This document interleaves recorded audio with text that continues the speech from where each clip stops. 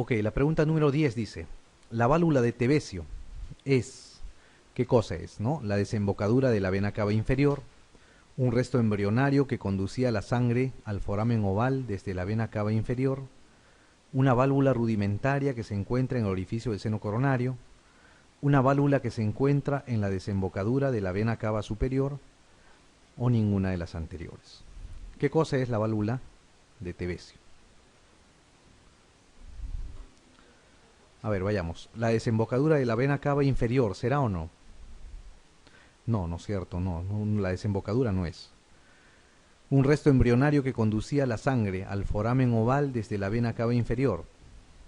Tampoco, ¿no es cierto? Eso no existe. Una válvula rudimentaria que se encuentra en el orificio del seno coronario, ¿no? Esa es la respuesta, ¿verdad? Esa es, ¿no? La válvula rudimentaria es un pliegue de endocardio que se encuentra en el orificio del seno coronario. Una válvula que se encuentra en la desembocadura de la vena cava superior. La vena cava superior no tiene válvula, ¿no? La vena cava inferior es la que tiene una válvula que se llama la válvula de Eustaquio. ¿Ok? Muy bien. Como les decía, el drenaje venoso del corazón, ¿no?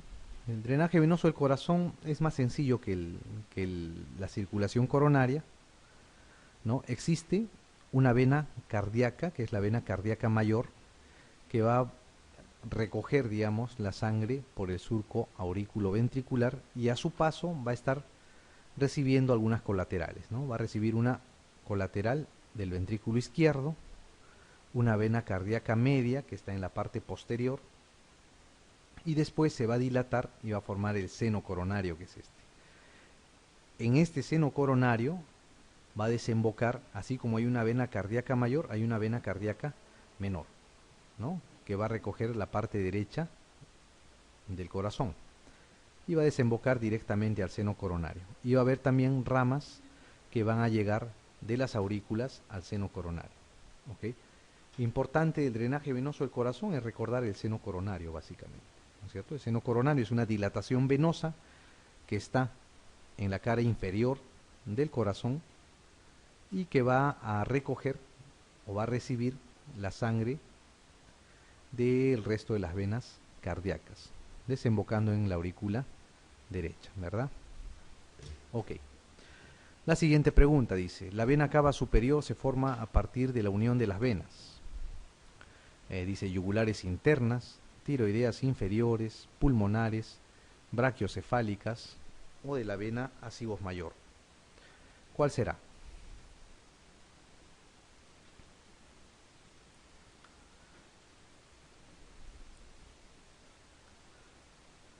A ver, vayamos. Las venas yugulares internas formarán la vena cava superior. No, no es cierto, están en el cuello. Las venas yugulares internas se unen a las venas subclavias y forman los troncos brachiocefálicos. Las tiroideas inferiores no van a formar la vena cava superior, ¿no es cierto? Jamás. Las venas pulmonares son venas que van a llevar la sangre oxigenada de los pulmones hacia el corazón, ¿no? A la aurícula izquierda, básicamente. La vena ácigos mayor es una vena gruesa que va a recibir la sangre de la región parietal del tórax y de la región lumbar. ¿Okay? Las intercostales, las lumbares drenan a la vena ácigos mayor. ¿Okay? Las venas brachiocefálicas o los troncos brachiocefálicos van a fusionarse y van a formar la vena cava superior, pues, ¿no? Que va a desembocar en la aurícula derecha. ¿No es cierto?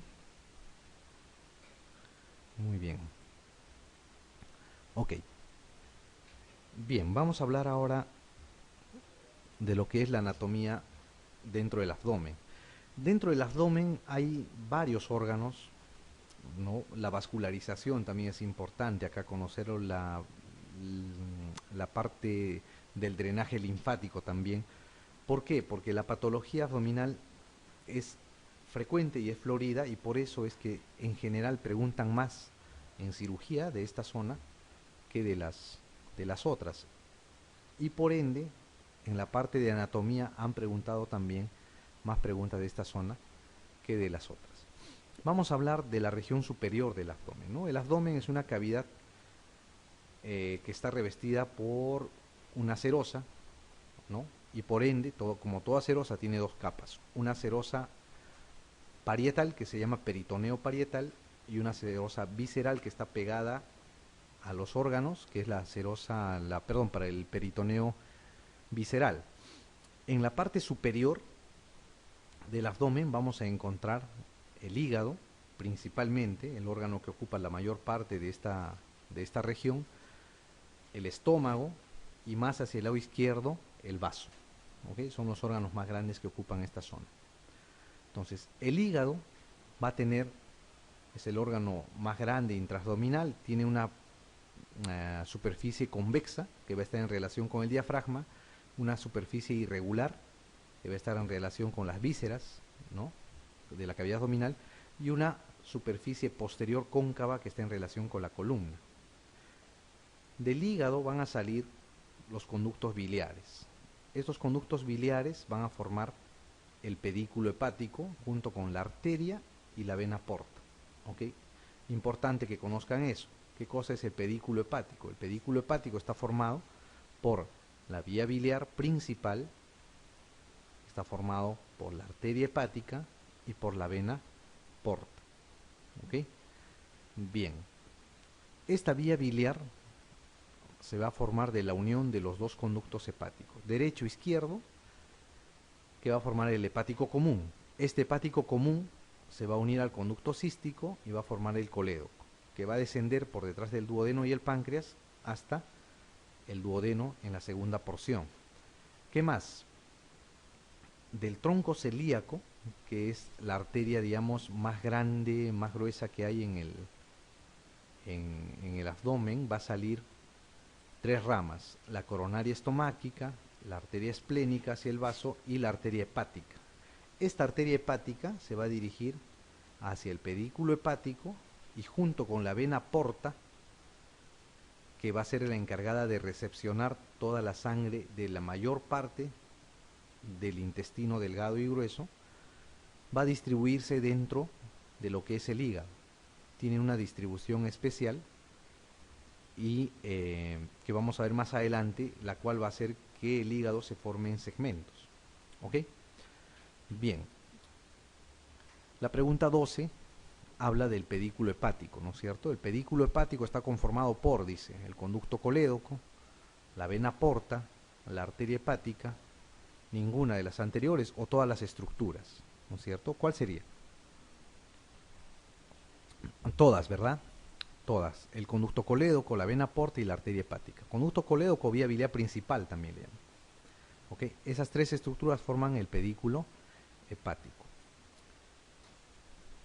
El pedículo hepático es importante conocerlo, ¿por qué? Por dos razones. Una razón es cuando se hace cirugías, que es muy frecuente, la cirugía de la vesícula, se trabaja cerca al pedículo hepático, el cual hay que preservarlo. Dos, cuando hay un trauma hepático importante o una lesión hepática importante y el sangrado es muy muy fuerte, lo que se hace es, se presiona entre el dedo índice y el pulgar el pedículo hepático para parar el sangrado y poder trabajar haciendo hemostasia y después evitar que se pierda mucha sangre, ¿no es cierto? Esa maniobra tiene un nombre, se llama la maniobra de Pringle, ¿no? La maniobra de Pringle es la compresión del pedículo hepático para evitar el sangrado masivo en el hígado, ¿ok? Entonces el pedículo hepático, no se olviden, está formado conducto colédoco, vena porta y arteria hepática, ¿no?, que son los vasos que van a llevar la sangre al hígado. Muy bien, como les decía, el pedículo hepático formado por conducto o vía biliar principal, arteria hepática y vena porta va a tener dentro del hígado una distribución especial, ¿ok? En general, la distribución se toma de la vena porta, aunque la arteria y la vía biliar tienen la misma distribución de la vena porta, van juntas para todo lado. Entonces, la vena porta, al entrar al hígado, antes de incorporarse al parénquima, se divide en dos partes o en dos ramas. una rama derecha y una rama izquierda. La rama derecha, ¿no?, se va a dirigir hacia la derecha en forma diagonal y se va a dividir en dos ramas. Una rama que va a subir paralelo al eje vertical del hígado y una rama que se va a dirigir hacia la parte lateral. La rama que está paralela al eje vertical del hígado se le llama la paramediana, ¿no? De ahí viene su nombre, paramediana derecha. Y la otra se va a llamar la rama lateral derecha de la rama derecha de la vena porta. La rama izquierda va a tener un recorrido más largo y después se va a dividir en dos ramas.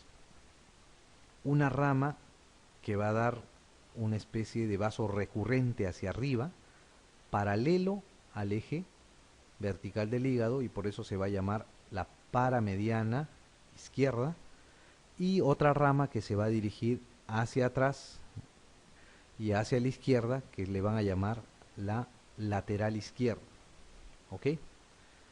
Estas ramas de la vena porta se van a imbrincar, se van a cruzar, ¿no?, con las venas suprahepáticas, ¿no? En general son tres venas suprahepáticas, una derecha, una izquierda y una media. La izquierda y la derecha normalmente son troncos comunes. La central muchas veces puede ser varias venas, ¿no?, pero se describen como tres: derecha, izquierda y vena suprahepática media. La imbrincación de la vena porta con las suprahepáticas van a hacer que el hígado se pueda dividir en segmentos. ¿Qué cosa es un segmento hepático? Un segmento hepático es una unidad anatómica y funcional, una unidad anátomo-fisiológica. Por ende, ustedes pueden sacar un segmento de hígado y el resto del hígado va a seguir funcionando normalmente. Pueden sacar dos segmentos, tres segmentos o hacer una lobectomía, respetando la anatomía del resto del órgano, y este órgano va a seguir funcionando normalmente. ¿Ok? Entonces, la segmentación hepática se va a basar en la imbrincación de la vena porta con las venas suprahepáticas. Existen 8 segmentos, ¿ok? 8 segmentos que se enumeran de acuerdo al sentido, viendo de la parte inferior, digamos, de la base del abdomen hacia el hígado, se van a enumerar de acuerdo en forma inversa a las manecillas del reloj. Entonces, el segmento 1, que es el más posterior, se le va a llamar el lóbulo caudado. ¿Ok? Tiene nombre propio, el lóbulo caudado. O de Spiegel, es otro nombre, lóbulo caudado o de Spiegel. Luego tenemos el segmento 2 y el segmento 3. Por estar hacia la parte externa, al segmento 2 y 3 le van a llamar el sector lateral izquierdo. Tenemos el segmento 4, que es un segmento grande, que se le va a llamar el sector paramediano izquierdo. A este segmento 4, esto anótenlo también, se le llama el lóbulo cuadrado. ¿Ok? El lóbulo cuadrado del hígado. Luego tenemos el segmento 5 y el segmento 8, que van a ser el sector paramediano derecho, y el segmento 6 y el segmento 7, que van a ser el sector lateral derecho. ¿Ok? Los sectores devienen de la ramificación de la vena porta, ¿ok?, de acuerdo a las ramas de la vena porta.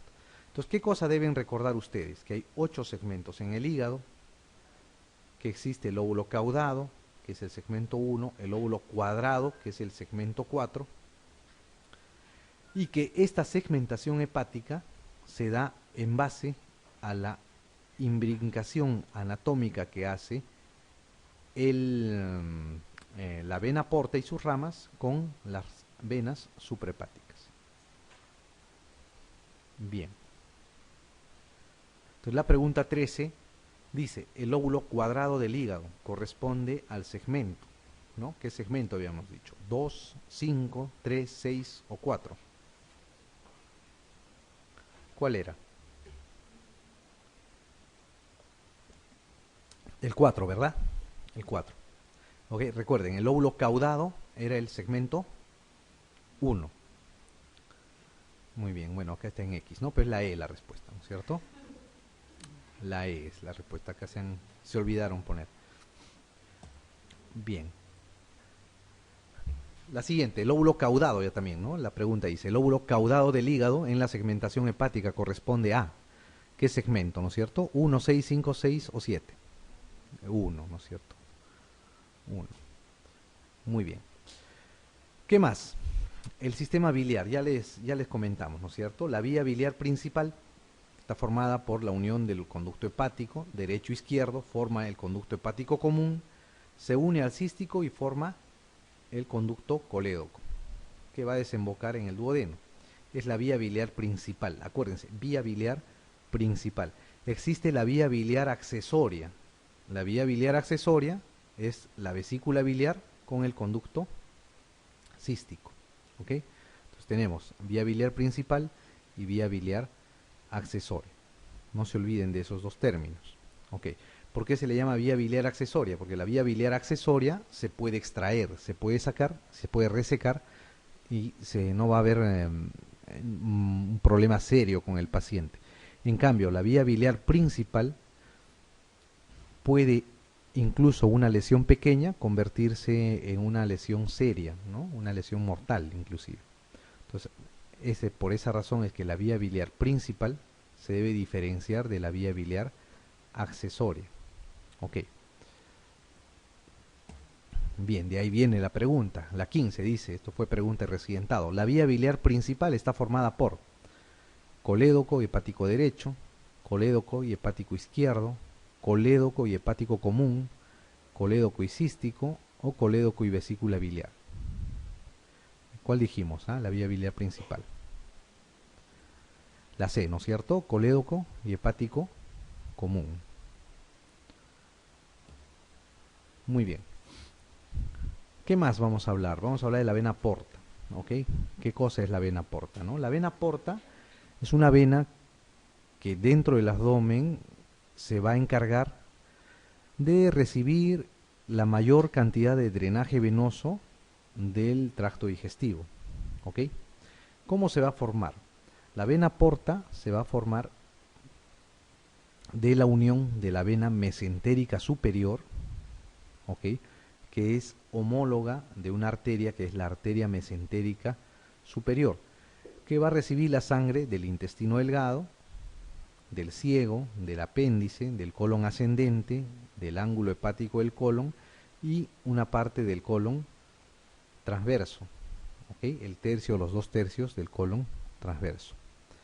Es la vena mesentérica superior. Además, vamos a tener la vena mesentérica inferior, que va a recibir la sangre del tercio superior del recto, va a recibir la sangre de sigmoides, del colon descendente, del ángulo esplénico del colon y una parte del transverso. Va a ascender esta vena mesentérica inferior y puede unirse de frente a la mesentérica superior y formar la vena porta, o unirse a la vena esplénica, que en general lo hace así, y formar el tronco espleno-mesentérico. La vena esplénica es una vena que va a recoger la sangre del vaso, ¿ok? Por eso se le llama vena esplénica. Esta vena esplénica pasa por encima del páncreas y se une a la mesentérica inferior, formando el tronco espleno-mesentérico. Entonces, el tronco espleno-mesentérico y la vena mesentérica superior se unen y forman la vena porta. Esta vena porta se dirige al hígado y va a empezar a dividirse en las ramas que ya hemos mencionado. ¿Ok? Es por eso que la absorción de los nutrientes que se da en el intestino pasan por el hígado, ¿no? Gracias a la vena porta. Muy bien. De ahí viene la pregunta, dice, la vena porta nace de la unión de la vena mesentérica superior con la vena esplénica o tronco espleno-mesentérico, gastroepiploica derecha, hemorroidal superior, ilíaca interna o suprahepáticas. ¿Con cuál? Con la A, ¿no es cierto? Esplénica o tronco espleno mesentérico. ¿Ok? La vena porta. Bien. Vamos a hablar ahora de la irrigación arterial, ¿ya? La irrigación arterial digamos, de la vía digestiva es importante conocer porque hay algunas cosas, algunas cosas muy puntuales que les podrían preguntar. Han preguntado y seguramente si van a preguntar algo de vascularización de esta zona, van a preguntar vascularización del estómago. Ok. La arteria aorta, cuando llega al abdomen, va a dar la primera rama visceral. Esta primera rama visceral se llama el tronco celíaco. Este tronco celíaco tiene 3 ramas.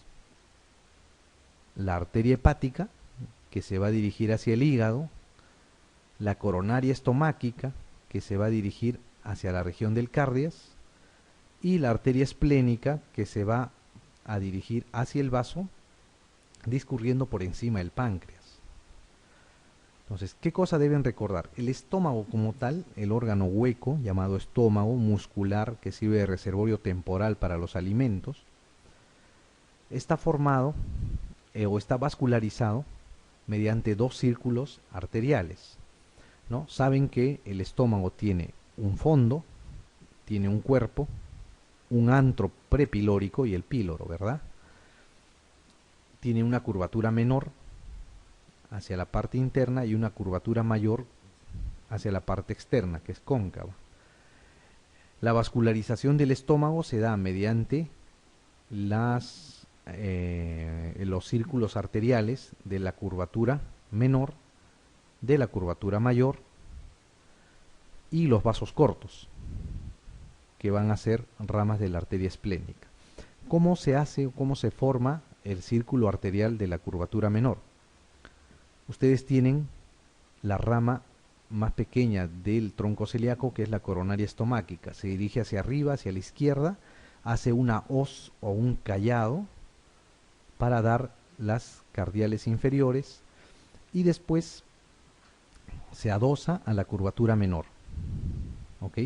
Desciende a través de la curvatura menor y va a esperar a una rama que va a ser rama de la hepática. ¿Ok?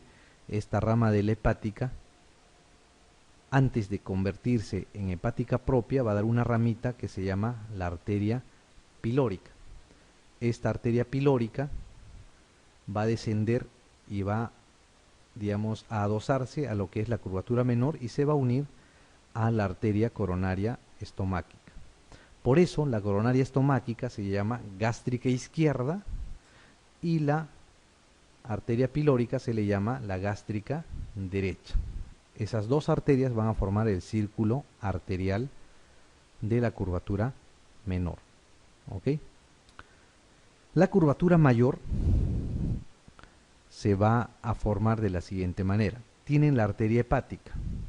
La arteria hepática va a dar 2 ramas, la hepática propia y la gastroduodenal, que se va a dirigir hacia abajo.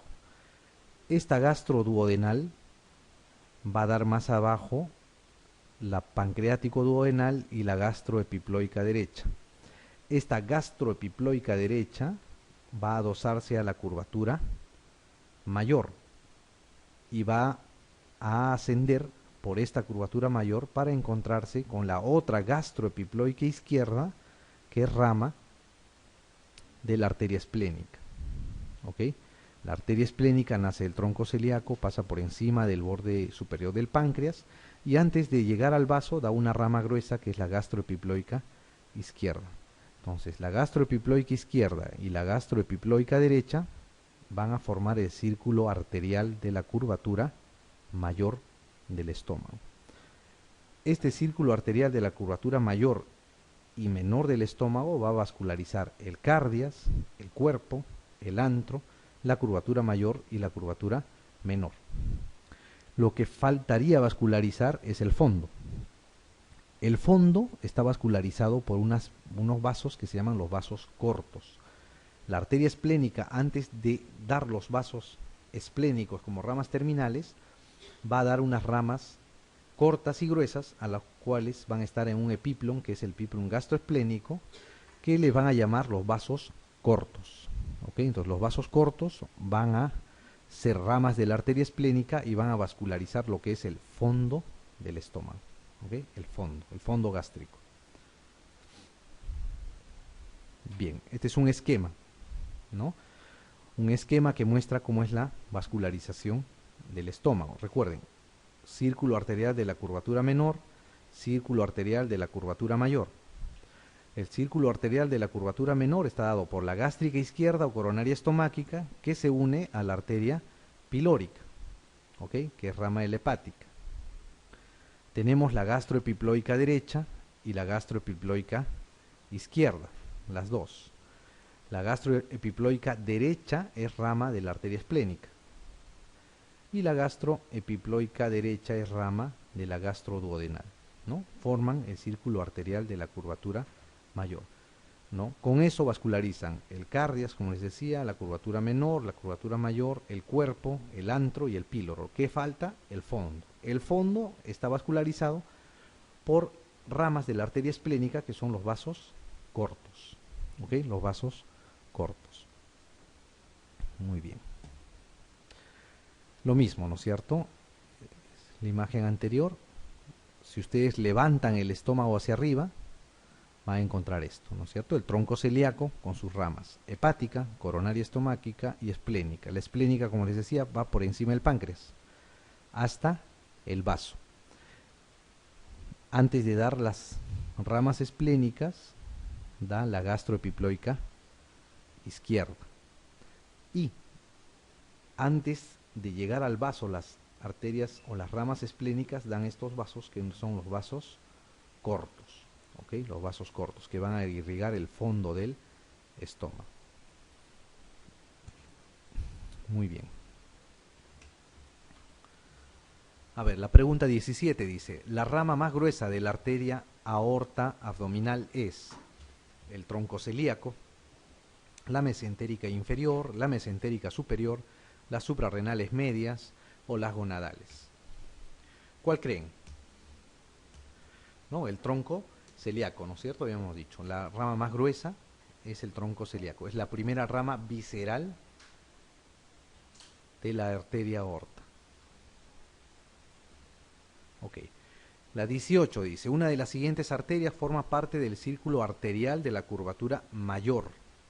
Arteria coronaria estomáquica, arteria hepática común, arteria pilórica, arteria gastroepiploica derecha o arteria gástrica izquierda.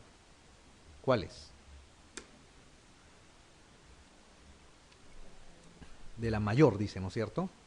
¿Cuál sería? La E, ¿verdad? No, perdón, la D, ¿verdad? Arteria gastroepiploica derecha. Ok, la coronaria estomáquica es lo mismo que la gástrica izquierda. Acuérdense, la arteria hepática no forma parte de del círculo arterial, la arteria pilórica sí, junto con la coronaria estomáquica forman el eje de la curvatura menor. La D acá es la respuesta, ¿verdad? Ok. 19 dice, pregunta de residencia, los vasos cortos del estómago usualmente nacen de la arteria esplénica, la arteria gastroduodenal, la arteria hepática, la arteria mesentérica superior o la arteria gástrica derecha. De la esplénica, ¿no es cierto? De la esplénica. ¿Y qué cosa van a irrigar los vasos cortos? ¿Qué parte del estómago? El fondo, ¿ok? El fondo. Muy bien. Lo mismo, ya es el gráfico que les mostré. Recuerden, círculo arterial de la curvatura mayor, de la curvatura menor y el fondo, ¿no? Por los vasos cortos. Ok. Después de del tronco celíaco, la siguiente rama es la arteria mesentérica superior. ¿Ok? La arteria mesentérica superior va a salir de la arteria aorta y va a dar ramas hacia el lado derecho y ramas al lado izquierdo. Las ramas al lado izquierdo van a ser ramas yeyunales y ramas iliales, o sea, al yeyuno y al ilion. y hacia el lado derecho van a dar las cólicas, que van a vascularizar la parte derecha del colon. ¿Ok? Esta arteria mesentérica superior va a dar una rama especial que está en la parte inferior y derecha, que va a vascularizar el ciego, va a vascularizar el apéndice, va a vascularizar parte del íleon terminal y obviamente el colon ascendente, la parte más inferior. Y por esa razón, esa arteria se llama el tronco íleo, por el íleon, seco, por el ciego, apendículo por el apéndice y cólico por la parte del colon que va a vascularizar. ¿Ok? Entonces, esa rama es el tronco íleo seco, apendículo cólico. ¿Ok? Así se llama. ¿Qué importancia tiene? Va a vascularizar el íleon terminal, va a vascularizar el apéndice, el ciego y la parte inferior del colon ascendente. ¿Ok? Luego vamos a tener la arteria cólica derecha. La cólica derecha va a vascularizar todo el colon ascendente y parte del ángulo hepático. Luego va a haber la cólica media, ¿no? Que puede ser inconstante, o sea, hay veces no existe y forma ahí un arco grande. La cólica media va a vascularizar lo que es el ángulo hepático y parte del colon transverso. Ok. Cuando no existe la cólica media, existe un arco vascular grande que va a unir la mesentérica superior a la mesentérica inferior. ¿Ok? Este arco se llama el arco de Riolano. Cuando no existe la cólica media, hay un meso, que es el mesocolon transverso, que va a ser avascular. ¿Ok? O sea que no va a tener vasos en su interior. Bien, más abajo vamos a tener la mesentérica inferior. La mesentérica inferior va a dar la arteria cólica izquierda, que se va a dirigir al ángulo esplénico del colon, ¿no? Esta se divide en dos ramitas, una que se va a anastomosar con la cólica media o la cólica derecha, con cualquiera de los dos, si es que existe o no la cólica media, ¿no es cierto? Otra descendente que se va a anastomosar con las ramas recurrentes de las arterias sigmoideas, ¿ok? Y las arterias sigmoideas en general son de 3 a 4 ramas que van a vascularizar el sigmoides. Y finalmente, la última rama de la mesentérica inferior es la arteria rectal superior. Renal dice acá, ¿no es cierto? Pero es rectal superior. La rectal superior va a vascularizar el tercio superior, perdón, el tercio superior del recto. Entonces tenemos que esta arteria rectal superior llega hasta el tercio superior del recto. Esta arteria rectal superior, rama de la mesentérica inferior, también se va a anastomosar con las sigmoideas. Las sigmoideas se anastomosan entre sí. Las sigmoideas se van a anastomosar con la cólica izquierda. La cólica izquierda a su vez se anastomosa con la cólica media cuando existe y cuando no con la cólica derecha. La cólica derecha se va a anastomosar con el tronco íleo seco apendículo cólico.